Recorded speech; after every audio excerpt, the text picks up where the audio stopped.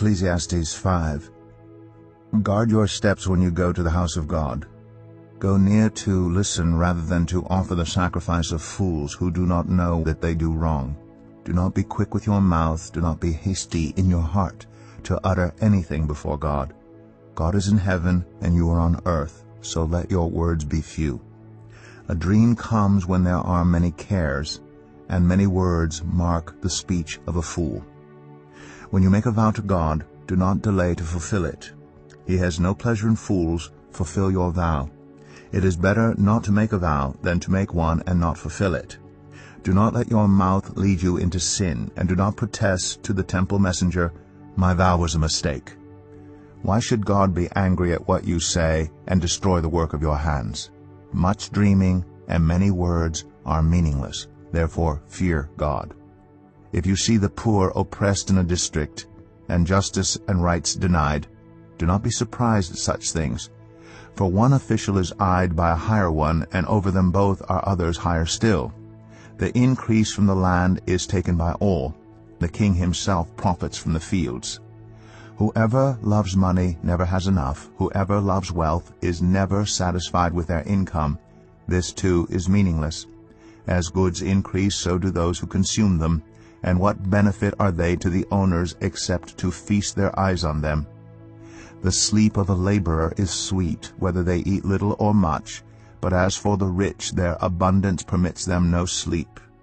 I have seen a grievous evil under the sun, wealth hoarded to the harm of its owners, or wealth lost through some misfortune, so that when they have children there is nothing left for them to inherit.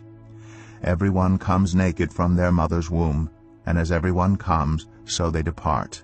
They take nothing from their toil that they can carry in their hands. This too is a grievous evil. As everyone comes, so they depart.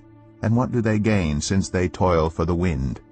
All their days they eat in darkness, with great frustration, affliction, and anger.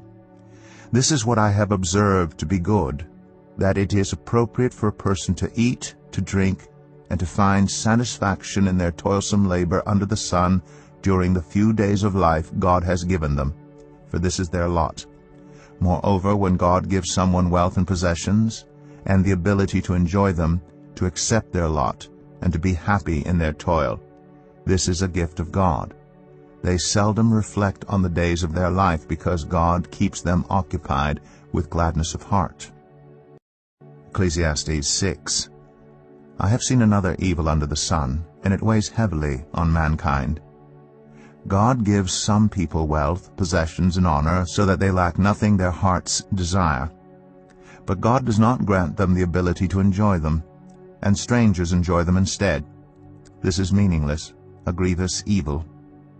A man may have 100 children and live many years, yet no matter how long he lives, if he cannot enjoy his prosperity and does not receive proper burial, I say that a stillborn child is better off than he. It comes without meaning. It departs in darkness, and in darkness its name is shrouded. Though it never saw the sun or knew anything, it has more rest than does that man, even if he lives 1,000 years twice over, but fails to enjoy his prosperity. Do not all go to the same place? Everyone's toil is for their mouth, yet their appetite is never satisfied. What advantage have the wise over fools? What do the poor gain by knowing how to conduct themselves before others?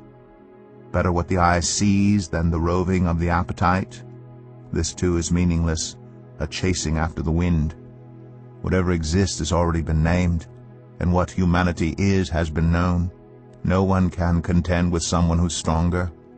The more the words, the less the meaning. And how does that profit anyone? For who knows what is good for a person in life, during the few and meaningless days they pass through like a shadow? Who can tell them what will happen under the sun after they are gone? 2 Corinthians 10. By the humility and gentleness of Christ, I appeal to you. I, Paul, who am timid when face to face with you, but bold toward you when away.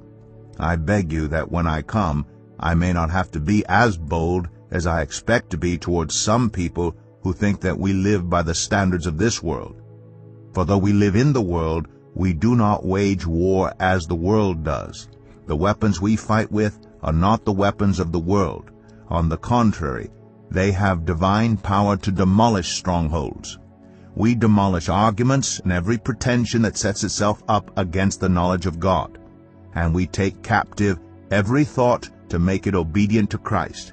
And we will be ready to punish every act of disobedience once your obedience is complete. You are judging by appearances. If anyone is confident that they belong to Christ, they should consider again that we belong to Christ just as much as they do.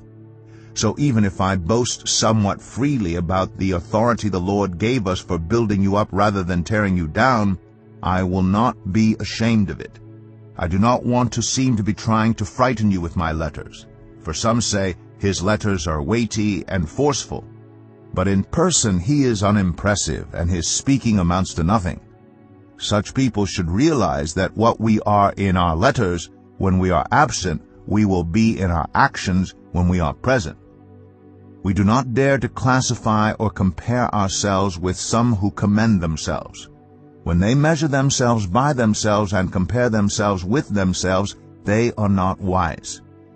We, however, will not boast beyond proper limits, but will confine our boasting to the sphere of service God Himself has assigned to us, a sphere that also includes you.